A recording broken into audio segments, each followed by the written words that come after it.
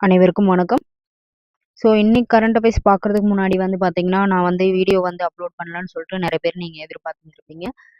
இதுக்கப்புறம் வந்து நான் எவ்ரி மண்டே வந்து 1 வீக்கான கரண்ட் அஃபேர்ஸ் வந்து அப்லோட் பண்ணிடுறேன். எக்ஸாம் இருக்கிறனால வந்து மே மந்த் வரைக்கும் நீங்க கரண்ட் அஃபேர்ஸ் படிச்சா கூட போதும். ஸோ என்னால ஏன் அப்லோட் பண்ண முடியலன்னா, நானே எக்ஸாம் படிச்சுட்டு இருக்கேன். அதனால தான் என்னால பண்ண முடியல. ஆனா கண்டிப்பா நான் வந்து 1 வீக்கான கரண்ட் அஃபேர்ஸ் வந்து அப்லோட் பண்ணிடுறேன். ஸோ உங்களுக்கு வந்து பிடிச்சா பாருங்க. இல்ல உங்களால வந்து பார்க்க முடியல அப்படின்னாலும் நோ ப்ராப்ளம் ஓகேங்களா? ஓகே கரண்ட் அஃபேர்ஸ் பார்க்கலாம். ஏப்ரல் 6ஆம் தேதியிலிருந்து 10ஆம் தேதிக்கான கரண்ட் அஃபேர்ஸ் தான் நம்ம பார்க்க போறோம். ஃபர்ஸ்ட் கொஸ்டின் 18வது மக்களவைத் தேர்தலில் தமிழ்நாட்டின் எந்த தொகுதியிலிருந்து அதிகபட்சமாக 54 வேட்பாளர்கள் போட்டியிடுகின்றனர்? Answer option B Karur. அதாவது தமிழ்நாட்டுல பார்த்தீங்கன்னா, அதிகபட்சமா வந்து கரூர் தொகுதியில தான் வந்து போட்டியிடுறாங்க. எத்தனை நபர்கள் பார்த்தீங்கன்னா, 54 வேட்பாளர்கள் வந்து போட்டியிடுறாங்க. குறைந்தபட்சமா தமிழ்நாட்டுல வந்து எந்த தொகுதியில வந்து போட்டியிடுறாங்கன்னு பார்த்தீங்கன்னா, நாகப்பட்டினத்துல 9 வேட்பாளர்கள் வந்து போட்டியிடுறாங்க. அதே பார்த்தீங்கன்னா, தென் சென்னை தொகுதியில் வந்து அதிகபட்சமாக வந்து 5 பெண்கள் வந்து போட்டியிடுகின்றனர்.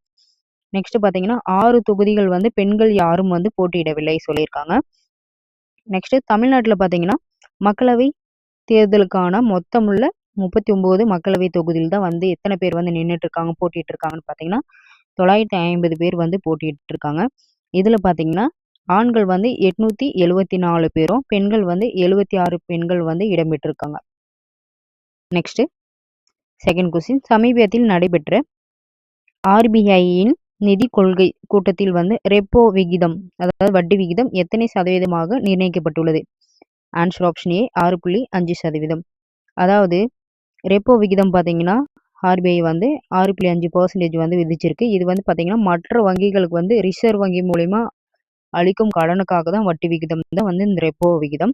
இது தொடர்ந்து பார்த்தீங்கன்னா 7வது முறையாக வந்து மாற்றம் செய்யப்படவில்லை. அதாவது வந்து 6.5% வந்து நீடிக்கப்பட்டிருக்குன்னு சொல்லிட்டு ரிசர்வ் வங்கி ஆளுநர் யாருன்னு பார்த்தீங்கன்னா சக்தி காந்ததாஸ் வந்து தெரிவிச்சிருக்காங்க ஓகேங்களா? 3வது கேள்வி வைக்கம் சத்தியாகிரகம் தொடங்கப்பட்ட தினம்? ஆன்சர் ஆப்ஷன் சி மார்ச் 30 1924 தான் ஸ்டார்ட் பண்ணியிருப்பாங்க. இப்போ பார்த்தீங்கன்னா மார்ச் 30 1924 இந்த வைக்கம் சத்தியாகிரகத்தின் பார்த்தீங்கன்னா 100வது ஆண்டு வந்து நிறைவு பெற்றது. அதனால தான் வந்து அனுசரிக்கப்படுகிறது சொல்லியிருக்காங்க.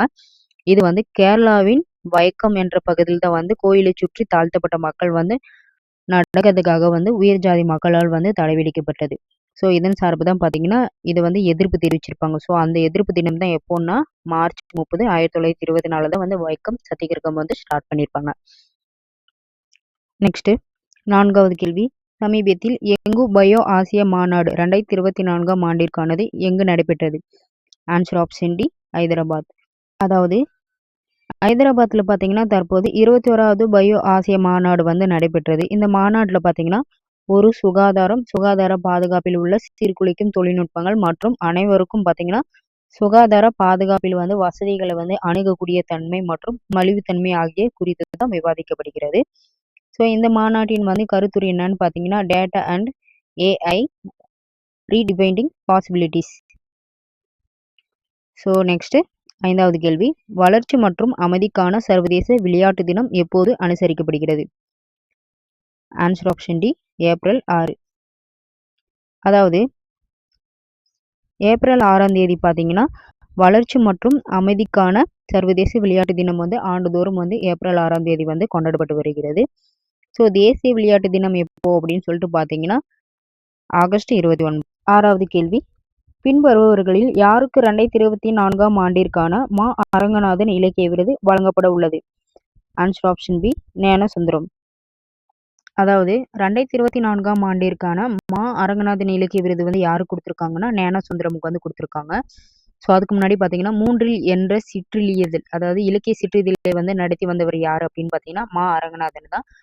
அவருடைய நினைவை ஒட்டி ஆண்டுதோறும் பார்த்தீங்கன்னா ஏப்ரல் 16ஆம் தேதி வந்து மா அரங்கநாதன் இலக்கிய விருது வந்து கொடுக்கப்பட்டு வருகிறது. இந்த விருது பார்த்தீங்கன்னா எதன் சார்பில் வந்து கொடுக்குறாங்க அப்படின்னு பார்த்தீங்கன்னா 3 இலக்கிய அமைப்பு சார்பில் தான் வந்து வழங்கப்பட்டு வருகிறது. இலக்கிய துறையில் வந்து பல ஆண்டுகளாக வந்து பங்களித்து வரும் சிறந்த படைப்பாளிகளினுக்காக தான் வந்து இவருடைய விருது வந்து கொடுக்குறாங்க. ஒட்டுமொத்த இலக்கிய பங்களிப்பு மற்றும் படைப்புகள் ஆகியவற்றை கருத்தில் கொண்டுதான் இந்த விருது வந்து வழங்கப்பட்டு வருகிறது. 2024ஆம் ஆண்டிற்கானது வந்து மா அரங்கநாதன் இலக்கிய விருது வந்து யாரு வந்து வாங்கியிருக்காங்கன்னு பார்த்தீங்கன்னா ஞானசுந்தரம்.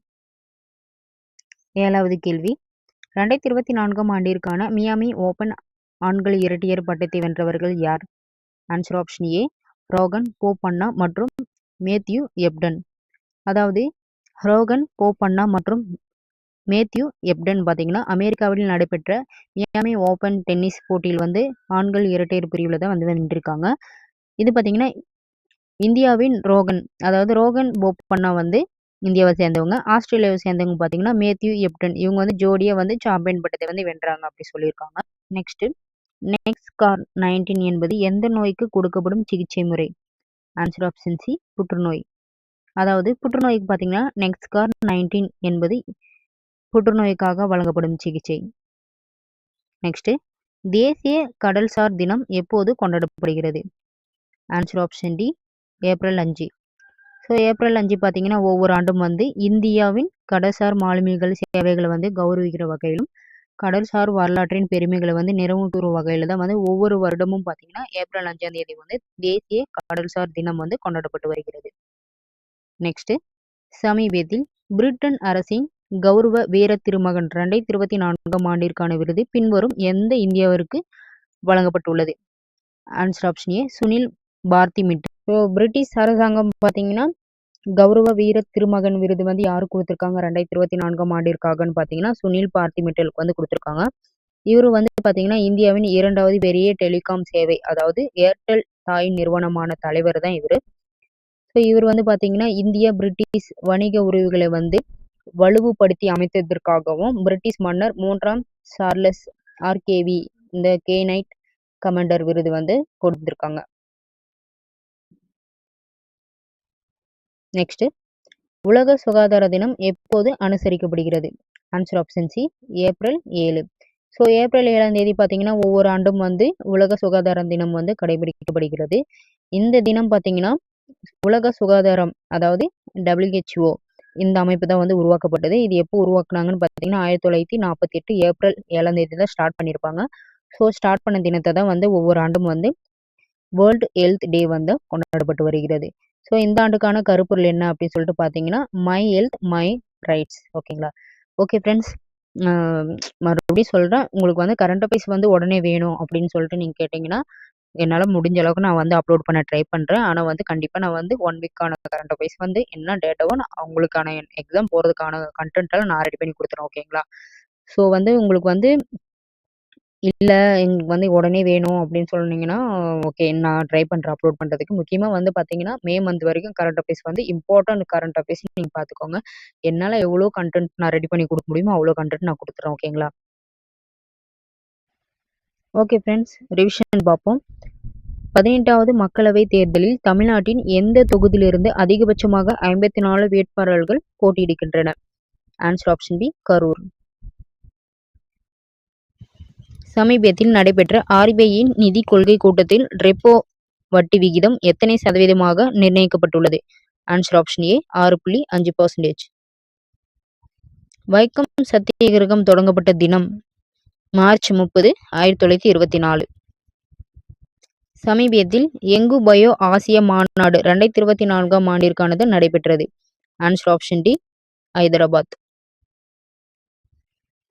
வளர்ச்சி மற்றும் அமைதிக்கான சர்வதேச விளையாட்டு தினம் எப்போது அனுசரிக்கப்படுகிறது? Answer option D April 6. பின்வருபவர்களில் யாருக்கு 2024ஆம் ஆண்டிற்கான மா அரங்கநாதன் இலக்கிய விருது வழங்கப்பட உள்ளது? Answer option B Gnanasundaram. 2024ஆம் ஆண்டிற்கான மியாமி ஓபன் ஆண்கள் இரட்டையர் பட்டத்தை வென்றவர்கள் யார்? Answer option A Rohan Bopanna மற்றும் மேத்யூ எப்டன். நெக்ஸ்கார் 19 என்பது எந்த நோய்க்கு கொடுக்கப்படும் சிகிச்சை முறை? ஆன்சர் ஆப்ஷன் சி புற்றுநோய். தேசிய கடல்சார் தினம் எப்போது கொண்டாடப்படுகிறது? Answer option D April 5. சமீபத்தில் பிரிட்டன் அரசின் கௌரவ வீர திருமகன் 2024ஆம் ஆண்டிற்கான விருது பின்வரும் எந்த இந்தியருக்கு வழங்கப்பட்டுள்ளது? ஆன்சர் ஆப்ஷன் ஏ சுனில் பார்த்தி மிட்டல். உலக சுகாதார தினம் எப்போது அனுசரிக்கப்படுகிறது? Answer option C April 7. Okay friends, இந்த வீடியோ உங்களுக்கு பிடிச்சிருந்தா லைக் பண்ணுங்க, ஷேர் பண்ணுங்க, கமெண்ட் பண்ணுங்க. நம்ம சேனலை இன்னும் சப்ஸ்கிரைப் பண்ணலாம், மறக்காம சப்ஸ்கிரைப் பண்ணுங்க. ஸோ அடுத்த வீடியோல சந்திக்கலாம். நன்றி, வணக்கம்.